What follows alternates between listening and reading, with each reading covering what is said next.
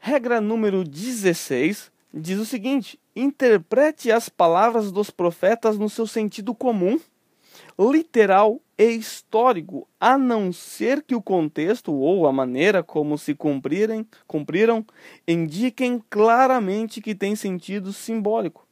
O cumprimento delas pode ser por etapas, cada cumprimento sendo uma garantia daquilo que há de seguir-se. Nesse exato momento, nós vamos aprender a interpretar palavras de profetas ou profecias. Por que isso é importante? Porque se nós olharmos para as Escrituras, nós descobriremos que grande parte das Escrituras, principalmente do Antigo Testamento, tratam-se de profecias. Se você observar em Gênesis capítulo 3, versículo 15, nós logo de cara, logo no começo da criação, assim que o homem foi pego em pecado, Adão e Eva foram pegos em pecados, o que aconteceu? Deus já fez uma profecia a respeito de um descendente que pisaria, que esmagaria a cabeça da serpente. Então a profecia, ela faz parte das Escrituras e nós precisamos aprender a interpretar as profecias. Por quê?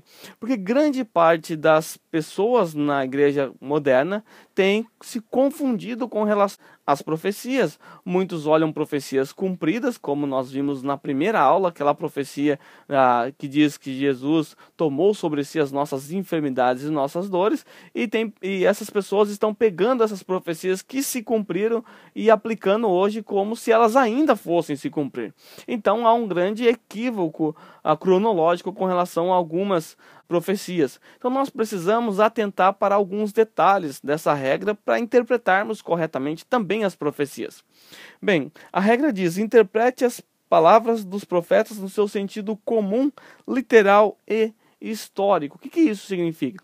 Significa que nós devemos, primeiramente, como sempre, lembrando da regra número 11, olhar para as Escrituras, olhar para a profecia e buscar o seu sentido literal, o seu sentido histórico, o seu sentido comum, o sentido comum que tinha para aquelas pessoas na época em que elas ouviram essa profecia. Muitas pessoas pensam que as profecias, quando eram citadas no Antigo Testamento, as pessoas não compreendiam, não sabiam o que isso significava. Não, as profecias geralmente se tratavam de aspectos comuns, aspectos corriqueiros, coisas que aqueles ouvintes estavam entendendo. Então é muito importante nós olharmos para as profecias primeiramente buscando esse sentido, o sentido comum, o sentido literal dessa profecia. Se nós observarmos, há algumas profecias, no entanto, que nós não podemos tomar literalmente. Então, a regra diz que você deve partir primeiramente para entender a profecia literalmente. Mas eu vou mostrar a você que há algumas exceções e você tem que tomar o devido cuidado. Então, há exceções. Eu vou dar um exemplo agora de uma profecia que não se cumpriu literalmente. É uma profecia que era simbólica, uma profecia figurada que já se cumpriu, mas não se cumpriu literalmente. Se você abrir a sua Bíblia em Malaquias capítulo 4, versículos 5 e 6, você vai encontrar essa profecia. A profecia diz o seguinte: eis que eu vos enviarei o profeta Elias, antes que venha o grande e terrível dia do Senhor. Ele converterá o coração dos pais aos filhos e o coração dos filhos a seus pais, para que eu não venha e fira a terra com maldição. Então, em Malaquias capítulo 4, versículos 5 e 6, nós vemos uma profecia. O que diz essa profecia? Que antes daqueles dias, antes do terrível e grande dia, antes de um advento futuro que aconteceria, o profeta Elias viria.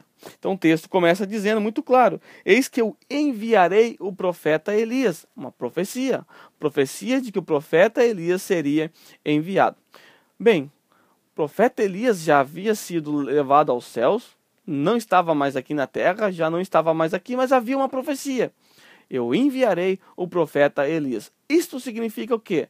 Se nós interpretarmos essa passagem literalmente, nós vamos esperar que o profeta Elias literalmente apareça, que ele realmente apareça para nós, ou que ele tenha aparecido nas Escrituras, uma vez que se trata de uma profecia já cumprida. Mas se nós olharmos para as Escrituras, nós vamos descobrir que essa profecia ela não pode ser tomada literalmente, porque Mateus já interpretou para nós. por isso é importante você atentar para a correlação. Lembra do oika? Observação, interpretação e correlação. A correlação vai te ajudar a desvendar vários mistérios dos textos bíblicos, a desvendar vários segredos. A correlação ela é um utensílio muito importante para você, porque você está lidando com Malaquias 4, de repente você está confuso, o que isso significa? Será que de fato o profeta Elias vai vir mesmo? Será que nós devemos esperar? Será que ele já veio algum dia? Ninguém nos avisou? E o que você faz? Você vai para a correlação. E a correlação vai te apontar para um texto. E esse texto vai lhe dar a resposta correta, vai tirar toda dúvida a respeito da correta interpretação disso. Por isso a correlação ela é importante, por isso você deve praticá-la. Então se nós observarmos Mateus capítulo 11, versículo 13 e 14, o texto diz o seguinte: todos os profetas e a lei profetizaram até João. Esse João é o João Batista. E se quereis reconhecer, ele mesmo é o Elias que estava para vir. Então veja que Jesus diz. Jesus olha para João Batista, e diz que ele era o profeta Elias que havia de vir.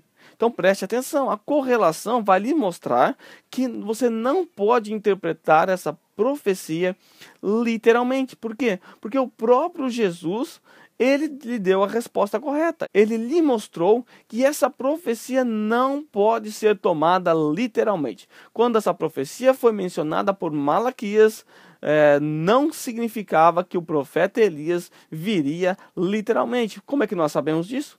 Por causa da correlação.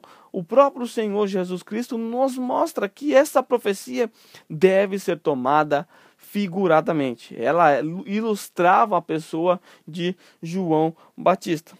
Outro texto que comprovará essa verdade está em Mateus capítulo 17, versículo 10 a 13. O texto diz o seguinte: por que dizem, pois, os escribas ser necessário que Elias venha primeiro? Por que os escribas diziam isso? Porque eles conheciam a lei, eles conheciam Malaquias. Malaquias diz que Elias teria que vir primeiro. Então os escribas diziam, é necessário que Elias venha primeiro. Ele respondeu, Jesus respondeu, de fato Elias virá e restaurará todas as coisas. Eu, porém, vos declaro que Elias já veio e não o reconheceram, antes fizeram com ele tudo quanto quiseram. Assim também o Filho do Homem há de padecer nas mãos deles. Finalmente, os discípulos entenderam que Jesus chamara João Batista de Elias. Então observe que foi um cumprimento da promessa feita, da profecia feita a Malaquias, a profecia feita em Malaquias. E é uma profecia que você não pode tomar literalmente. A regra diz que você sempre deve partir para a interpretação literal. Entretanto, há algumas exceções. E como é que você descobre essas exceções? Pelo contexto, pela correlação. Você vai olhar o cumprimento dessa profecia no Novo Testamento e você vai descobrir se os autores do Novo Testamento deram uma interpretação literal ou figurada, como nesse caso. Mas na grande maioria dos casos, nós devemos partir para a literalidade do texto. Nesse exato momento, eu gostaria de propor uma profecia para que você interpretasse. A profecia se encontra em Isaías, capítulo 7, portanto, uma profecia conhecidíssima, uma profecia famosa, acho que você conhece. Capítulo 7, versículo 14, o texto diz o seguinte: por isso o Senhor mesmo lhes dará um sinal. A virgem ficará grávida e dará à luz a um filho, e o chamará Emanuel. Então, por isso, o Senhor mesmo lhes dará um sinal. A virgem ficará grávida e dará à luz a um filho, e o chamará Emanuel. A pergunta que eu faço nesse momento é, primeiramente, a quem se refere esta profecia? Eu gostaria que você desse essa resposta, que você pausasse o vídeo e desse essa resposta, respondesse aqui mesmo no canal do YouTube ou no Facebook, onde é que você estiver vendo esse vídeo, eu gostaria que você respondesse. Segunda pergunta, essa profecia deve ser tomada literalmente, no seu sentido comum, como manda a regra, ou ela é mais uma exceção? Eu posso aplicá-la literalmente, ou ela tem um sentido figurado, ou ela apontava para um futuro um pouco distante da época do profeta Isaías? Gostaria também que você desse essa resposta antes que eu lhe responda, é claro. Espero que você tenha parado o vídeo e tenha respondido às perguntas que eu fiz. Você é uma pessoa dedicadíssima, uma pessoa que está interessada em aprender, uma pessoa que não é relaxada, não é desleixada. Eu sei que você pegou o seu caderninho, você fez as suas anotações e você procurou responder, porque você quer entender. Por quê? Se trata de uma profecia que diz respeito ao nosso Senhor. Como é que eu sei que diz respeito ao nosso Senhor? Como é que você descobriu que diz respeito ao nosso Senhor? Porque, primeiramente, você é um cristão, e como cristão você conhece todas as profecias que diz respeito ao seu Senhor. O mínimo que você deve conhecer é a respeito do seu Senhor Jesus Cristo. Então, partindo desse pressuposto que você é um cristão genuíno, que você é um cristão esforçado, sincero, que quer realmente conhecer o seu Senhor, então você conhece essa profecia, certo?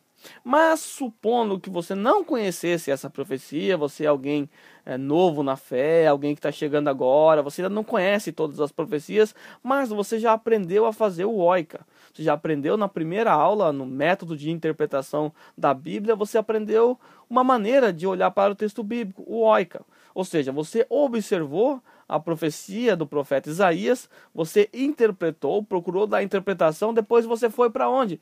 Para a correlação, lembra? Letra C, correlação. E na correlação você descobriu que existe um texto no Novo Testamento, um texto que se encontra em Mateus, capítulo 1, versículo 23. Na verdade, eu vou ler do versículo 22 para nós entendermos a citação que Mateus faz. Mateus, 700 anos mais ou menos depois do profeta Isaías, faz uma citação daquela profecia. Se você é um cristão antigo, um cristão que já conhece as Escrituras, muito certamente você olhou para a profecia do profeta Isaías, logo de cara disse: essa profecia diz respeito ao nosso Senhor Jesus Cristo. Eu não tenho a menor dúvida, era isso que estava na mente do profeta Isaías. Isaías não pensou em mais nada. Isaías falou: bom, peraí, essa profecia aqui é a respeito lá do menino que vai nascer 700 anos depois, e esse menino vai ser chamado Emanuel, ele vai ser o Salvador do mundo. O profeta Isaías tinha isso na cabeça. Muito certamente você fez essa análise da profecia, mas eu quero ensinar você a aplicar essa regra. Você não está equivocado ao fazer isso. Só que existe um outro detalhe que eu gostaria de lhe ensinar. Existe um outro princípio que acontece muito nas profecias. Isso é muito comum nas profecias, o que eu vou falar agora. E isso aconteceu também aqui. É algo chamado sensus plenius. Me desculpe a palavra difícil, na primeira aula eu prometi que não ia usar palavras difíceis, mas eu vou explicar o que significa essa palavra. Sensus plenius, né? Sensus, né? Senso já dá para entender, pleno de plenamente, né? Então dá para a gente entender mais ou menos o que significa isso. O que isso significa na prática? Isso significa que o profeta Isaías, quando ele profetizou a respeito da virgem que conceberia e daria à luz ao menino, ele não tinha todo o conhecimento, ou pleno conhecimento, os sensus plenos, de que essa profecia era a respeito do menino Jesus. Ele não pensou, bom, daqui a 700 anos vai nascer o menino Jesus lá na manjedoura e vai salvar o mundo. Ele não estava pensando nisso. Então essa profecia, ela diz respeito a isso, mas ela fugiu do senso pleno, dos sensus plenos do profeta Isaías. Ele não pensou nisso. Deus inspirou o profeta Isaías e é uma inspiração além da compreensão dele. Ele simplesmente estava olhando, lembra que nós devemos interpretar as palavras do profeta no seu sentido comum, histórico, nós devemos partir da literalidade. Quando Isaías profetizou a respeito disso, a profecia era algo que eles estavam esperando no seu tempo e dizia a respeito ao menino que nasceria. E esse menino nasceu no seu tempo. Só que nós devemos entender, como eu já falei numa outra aula, que a palavra virgem, ela tem duplo significado, lembra? Virgem moça ou virgem alguém que não teve relações sexuais. E essa profecia, segundo os estudiosos, se cumpriu na vida da esposa do profeta Isaías, que logo em seguida teve um menino, um filho que trouxe esperança novamente a Israel. Esse cumprimento dessa profecia apontou para uma nova esperança que estava surgindo. Isaías, quando profetizou, ele esperava algo comum, literal do seu tempo, mas o Senhor, ele usou essa profecia dando a ela um duplo cumprimento. Nós já vamos ver daqui a pouco que as profecias, várias profecias têm esse aspecto de duplo cumprimento, algumas até 3 cumprimentos. Então nós vamos ver daqui a pouco, mas o Senhor atribuiu a essa profecia duplo cumprimento. Um cumprimento foi quando a esposa do profeta Isaías nasceu, naquele tempo, quando o menino nasceu. Então eles viram a presença de Deus com eles, por isso o nome Emanuel, que Emanuel não é o nome de um português, não existia português naquela época, ora, terrinha, não é nada disso. A palavra Emanuel é uma palavra hebraica que significa Deus conosco. Mateus vai nos dizer esse significado. Se você observar aqui, ó, El Tecon, a palavra El significa Deus. Então, Emanuel. Então, esse El aí é relacionado ao nome Deus, que foi traduzido como Deus para a nossa língua, a língua portuguesa. El Shaddai, Deus Todo-Poderoso. Então, El Tecon, Deus é firmeza, para quem não sabe o que significa o nome El Tecon. Então, essa profecia ela teve um duplo cumprimento e ela partiu de o que nós chamamos de sensus plenius, ou seja, ela tinha um sentido que fugiu da compreensão do profeta Isaías. Isaías não pensou em Jesus, mas nós sabemos que a profecia é relacionada a Jesus. Mas os judeus, ao olhar para essa profecia, eles dizem, como os judeus não conhecem Jesus como Messias, eles dizem que essa profecia se cumpriu no nascimento do filho do profeta Isaías, com a esposa, que era moça. Então, a palavra moça usada. Nós já aprendemos que Maria era realmente virgem por uma razão muito simples. A palavra que foi usada no Novo Testamento, que foi escrita em grego, conforme nós já vimos, foi uma palavra grega. E essa palavra grega só tem um único significado: virgem. E o próprio texto nos mostra que antes que José conhecesse Maria, antes que ele tivesse alguma relação sexual, ela foi encontrada grávida. Então não nos resta a menor dúvida que essa profecia também diz respeito ao Senhor Jesus Cristo e principalmente ao Senhor Jesus Cristo, apesar do profeta Isaías não saber disso. É uma profecia que apontava para um cumprimento maior, um cumprimento futuro, mas o profeta Isaías, as pessoas que estavam ao seu derredor naquele tempo esperavam o cumprimento dessa profecia. Por quê? Porque essa profecia deve ser entendida no seu sentido comum, literal e histórico. Ou seja, o sentido que tinha no tempo do autor, o sentido que tinha para o tempo do autor. Então lembre-se disso. Algumas vezes, algumas profecias nós vamos ver em Mateus, várias profecias que você olha e essa profecia não tem nenhuma relação com o significado literal dela. Quer ver um outro exemplo de sensus plenius para nós entendermos? Se você abrir a Bíblia em Oséias 11:1, o texto diz o seguinte, né? Deus aqui fazendo referências à esposa adúltera, né, do Senhor, que em Israel no caso, Deus diz o seguinte: quando Israel era menino, eu o chamei do Egito, e do Egito chamei meu filho. Oséias diz, do Egito chamei o meu filho. Muito certamente, os seus leitores originais, os seus ouvintes originais, eles olharam para quando? Para quando Israel, muito tempo atrás, lá com Moisés, foi retirado do Egito. É isso que o texto significa literalmente. O texto não significa outra coisa. Mas se nós olharmos para o Novo Testamento, Mateus capítulo 2, versículo 15, Mateus ele faz uma citação dessa passagem. Ele diz que essa passagem é profética, que ela tem um outro significado além desse significado que nós vimos. O significado que ele dá é a respeito de Jesus. Lembra que houve uma grande perseguição na cidade natal de Jesus? E Jesus foi então com seus pais para o Egito. E quando isso aconteceu, Mateus, inspirado pelo Espírito Santo, olhou para essa profecia e disse: isso aconteceu para se cumprir aquilo que foi dito por intermédio do profeta. Do Egito chamei meu filho, falando do retorno de Jesus. Jesus foi para o Egito com seus pais, ele fugiu juntamente com seus pais para o Egito por causa da perseguição. Lembra da matança dos meninos? Jesus escapa disso e depois ele volta para sua terra. E Mateus olha para isso e fala: olha, isso aconteceu para que se cumprisse o que foi dito pelo profeta. Do Egito chamei meu filho. Mas originalmente essa profecia significava o quê?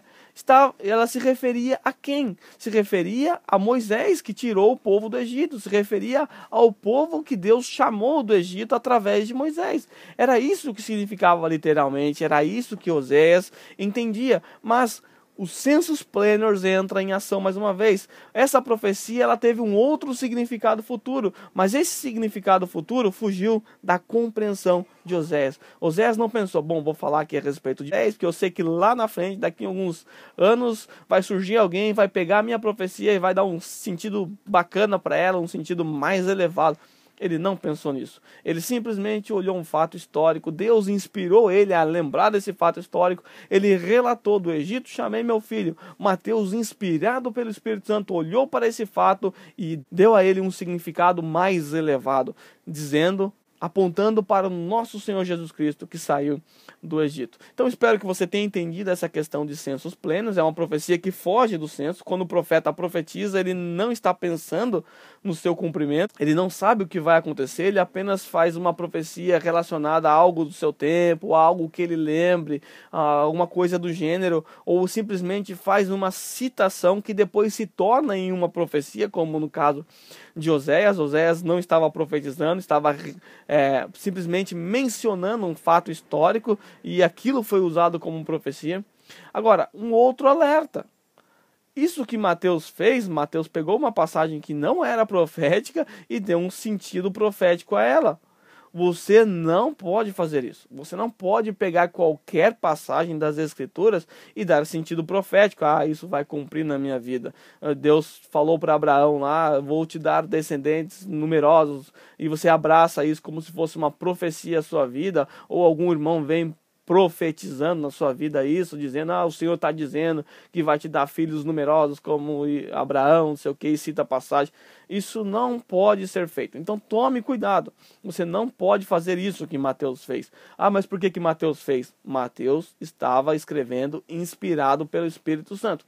Você não está escrevendo as Escrituras e nem é inspirado pelo Espírito Santo a fazer tal ato. Então, muita atenção, muito cuidado com relação a isso.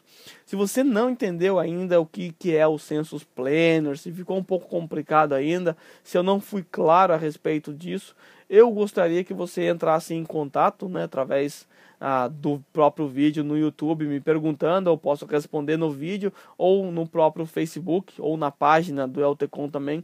Eu terei prazer em lhe responder. Para concluir esta regra, é preciso dizer também que há um outro aspecto com relação às profecias. Nós vimos que as profecias devem ser interpretadas literalmente, primeiramente literalmente. Depois nós vimos que a profecia, ela pode ser interpretada figuradamente, isso são exceções.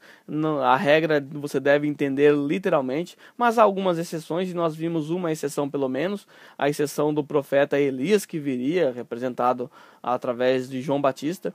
Nós vimos também que existe o aspecto dos census planners, que é uma profecia que é dada, que foge da compreensão do autor, do profeta no seu tempo. Ele não imagina a amplitude da sua profecia, ele simplesmente faz uma profecia relacionada a algo no seu tempo e isso se cumpre.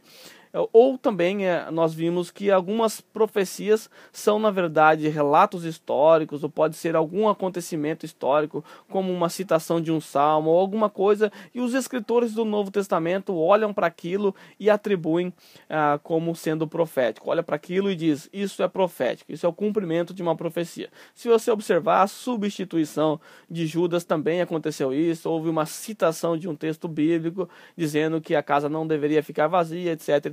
Originalmente, se você olhar o texto, não significa isso. Então, os escritores do Novo Testamento, eles fizeram isto. Eles pegaram alguns textos bíblicos e conseguiram dar ali, e deram a ele um sentido profético por serem inspirados pelo Espírito Santo. Nós vimos que você não pode fazer isso.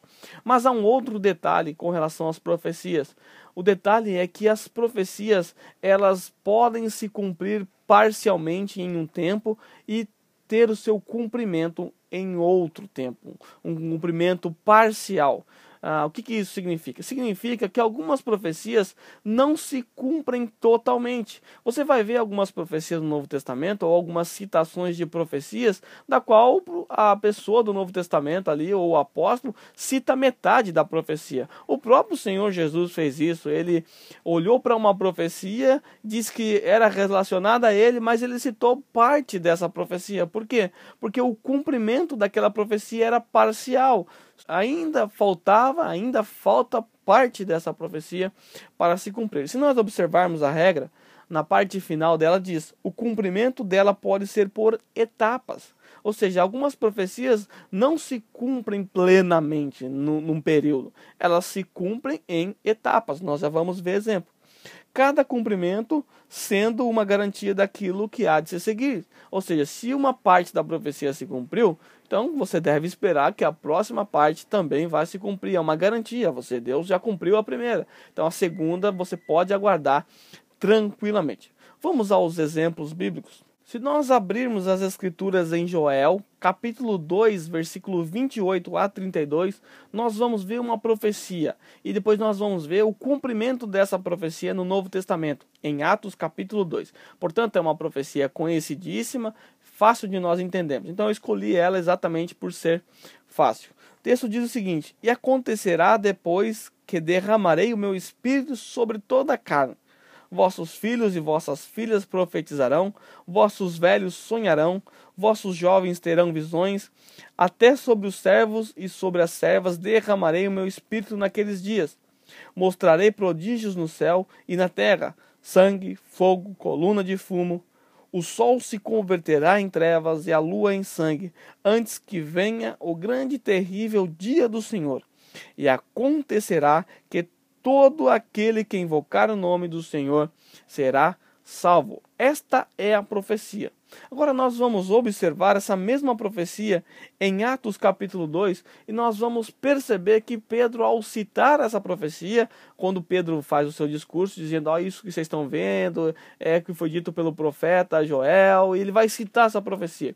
Se você observar o apóstolo Pedro falando a respeito dessa profecia, você vai descobrir que ele omitiu algumas partes. Veja o que Pedro diz. Pedro diz que naquele grande dia, aqueles acontecimentos que estavam acontecendo ali diante da igreja era o cumprimento de uma profecia do profeta Joel.